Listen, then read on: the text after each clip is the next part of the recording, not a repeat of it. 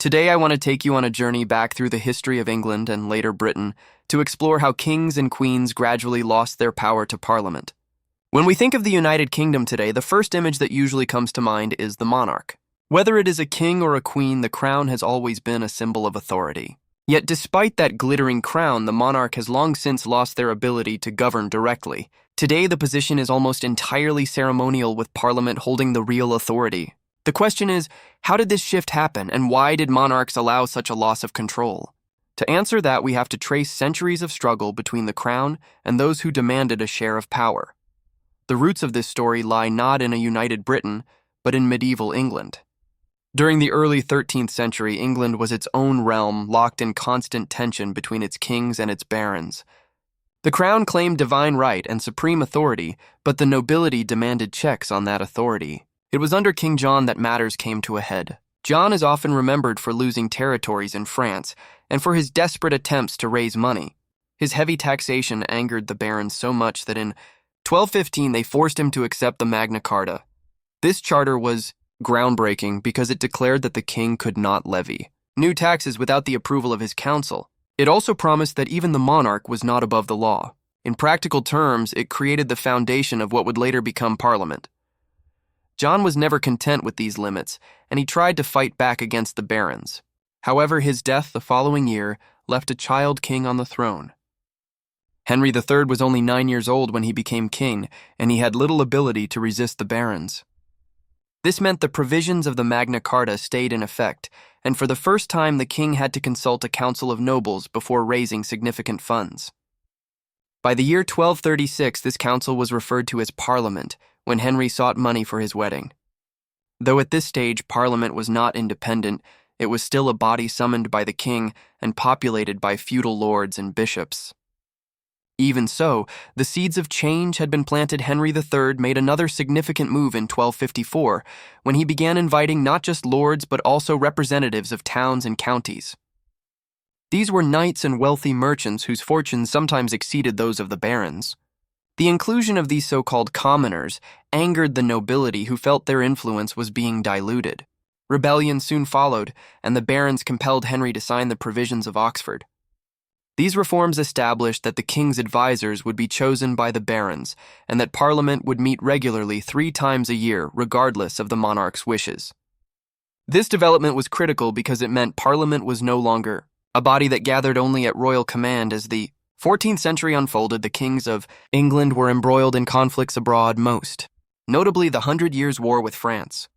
War required immense funding, and monarchs were forced to turn again and again to Parliament for money.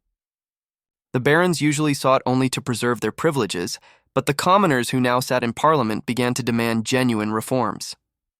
They called for fairer taxation limits on royal spending and greater say in new laws. In 1341, the Commons went so far as to meet separately from the Lords, and this division produced the House of Commons. From then on, Parliament became a 2-chamber body with Lords in one and elected representatives in the other. The Commons grew increasingly bold, and their demands for accountability set the stage for conflict.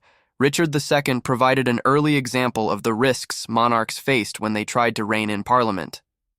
In 1397, Richard attempted to crush parliamentary resistance, but his actions backfired. Parliament instead deposed him and transferred the crown to his cousin Henry Bolingbroke, who became Henry IV. This showed for the first time that Parliament could unseat a king and choose another ruler.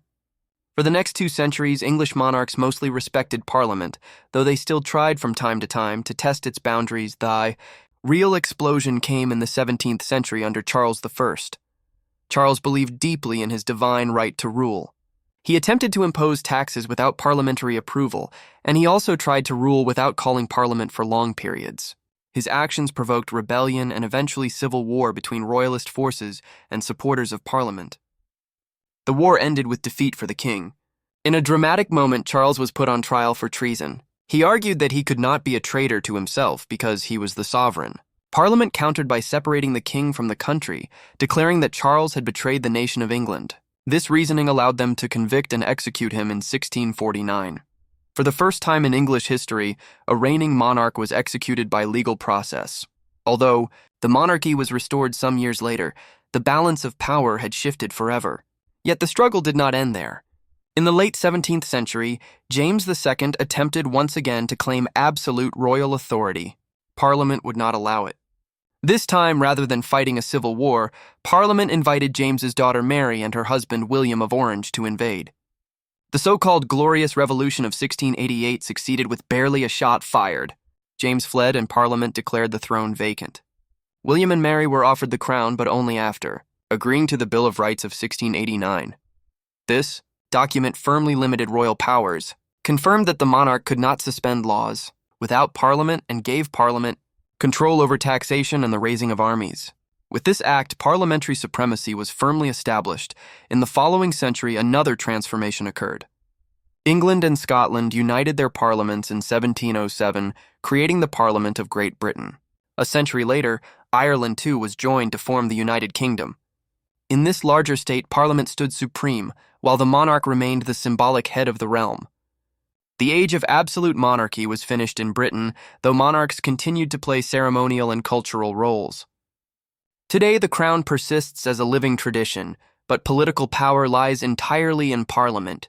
Looking back across these centuries, we see a story not of sudden revolution, but of gradual erosion of royal power. From the Magna Carta to the provisions of Oxford, from the birth of the Commons to the deposition of kings, from civil war to the Glorious Revolution, each step chipped away at the authority of the monarch. The kings and queens of England did not so much grant power to Parliament as have it taken from them in a long tug of war. Yet out of that struggle emerged a system of constitutional monarchy and parliamentary democracy that remains to this day. What began as reluctant concessions to rebellious barons and ambitious merchants ended in one of the most stable systems of government in the world even. Though the crown no longer rules in the old sense, it still serves a purpose. The monarch provides continuity, a link between the nation's past and present. Ceremonies, traditions, and symbols keep alive a sense of shared identity. But when it comes to actual decision-making, taxation, law, and governance, all of that belongs to Parliament. And so the story of Britain shows us how even the most powerful kings can be restrained by institutions when people demand representation and accountability.